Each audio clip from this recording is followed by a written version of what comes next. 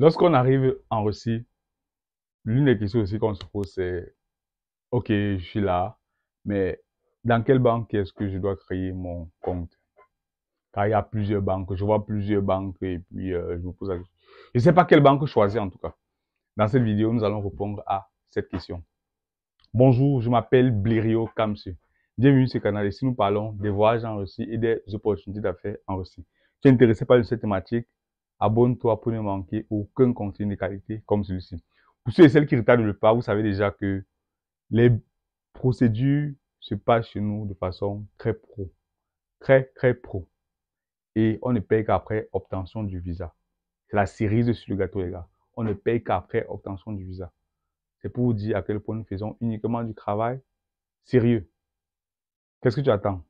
Va rapidement dans nos bureaux, à Douala, à Yaoundé et à Bafoussam pour bénéficier de cette procédure personnalisée. Revenons au vif du sujet. Lorsqu'on arrive, très souvent, on se pose la question de savoir, OK, où est-ce que je vais alors créer mon compte bancaire? Parce que voilà, je vois des banques par-ci, par-là. Et voilà quoi, je ne sais pas quelle banque choisir. Premièrement, ce que tu dois savoir, c'est quoi? En Russie, les banques les plus anciennes, nous avons Cyberbank et la banque VTB. C'est les deux banques les plus anciennes ou alors les plus répandues dans toute la Russie. Donc, pour toi qui viens d'arriver, pour toi qui es nouveau, tu ne veux pas te casser la tête. Tu n'as pas besoin de te casser la tête. Va juste dans la banque, va juste à Cyberbank te créer un compte. Et dit, va à Cyberbank ou alors, Cyberbank c'est la meilleure en tout cas. Enfin, c'est la plus répandue. Parce que la chose qu'il faut savoir, c'est quoi? On ne crée pas un compte d'une banque pour créer un compte parce que tu vas peut-être créer un compte, tu vas avoir une carte, mais tu ne vois aucun distributeur autour de toi. Qu'est-ce que tu fais? Alors que tu as besoin peut-être de l'argent en espèces. Qu'est-ce que tu fais? Alors qu'avec Cyberbank, peu importe dans quelle surface tu es, tu vas trouver un distributeur. Ou alors tu vas pratiquement à tous les 10 mètres, 20 mètres, qu'est-ce que c'est dit? 1 kilomètre, tu vas trouver un distributeur en fait. Donc c'est pour te dire, Cyberbank, d'abord, premièrement, c'est moins cher pour créer un compte. C'est pratiquement gratuit. Tu ne payes rien. Tu peux juste avec ton passeport, ton enregistrement, et bref, tous ces petits documents-là, et puis on te fait ta carte en fait. Accessible à tous. Moins cher, c'est gratuit.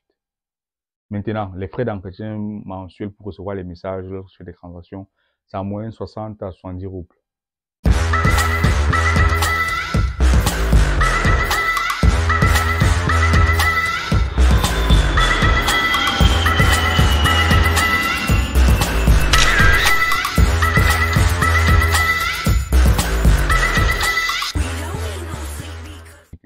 On va payer une assurance quelconque pour cas où tu n'as pas besoin de ça. Après, ta carte est assez assurée, donc tu n'as pas forcément besoin de ça. Tout ce qui est assurance, ce qui va te coûter cher pour rien là, tu n'as pas besoin de ça. Prends juste une bonne carte, une carte Cyberbank et puis c'est largement suffisant.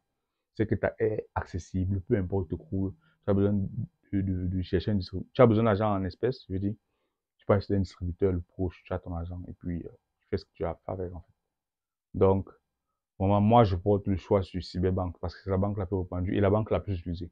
Tous ceux qui sont en Russie, alors tous les Africains ont quand même Cyberbank dans le, au moins un compte à Cyberbank, ou alors au moins une carte là-bas. Donc, vraiment, à Cyberbank, je crée ta carte et puis tu n'es pas la tête. Maintenant, les autres cartes vont venir par la suite. Par exemple, Tinkoff, ouais. C'est vrai que de quelque chose, c'est beaucoup Tinkoff. Tinkoff, VTB aussi, ouais. Beaucoup ont quand même aussi ces deux-là. Mais vraiment, moi, je te recommande Cyberbank parce que c'est plus répandu et c'est assez, c'est plus répandu, c'est moins cher, assez moins cher.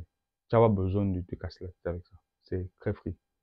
Et pas dire on va te pirater. Bref, tu vas reconnaître qu'on va te pirater. Bon, on ne sait pas.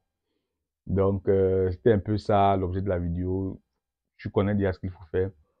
Toi, tu viens d'arriver, va à Cyberbank. Le logo est vert comme ça. Demande Cyberbank, pardon, on va te montrer. Tu as ton passeport, tes documents. Je te crée un compte là-bas et puis tes transactions. Si papa a besoin de t'envoyer l'argent. Bref, même tes amis ont besoin de t'envoyer l'argent. C'est plus accessible avec ça.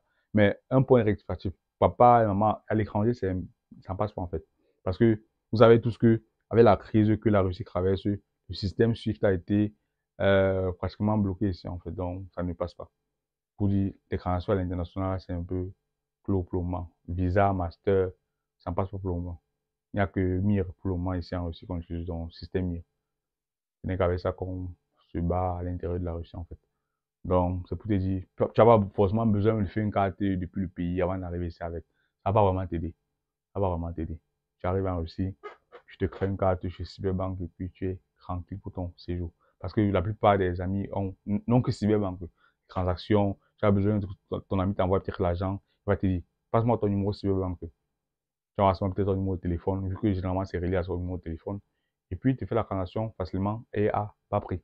Pas besoin de frais de transaction. C'est assez free. Donc, si tu as aimé la vidéo, partage. C'était Blériot Kamsu pour le compte de Christa Web.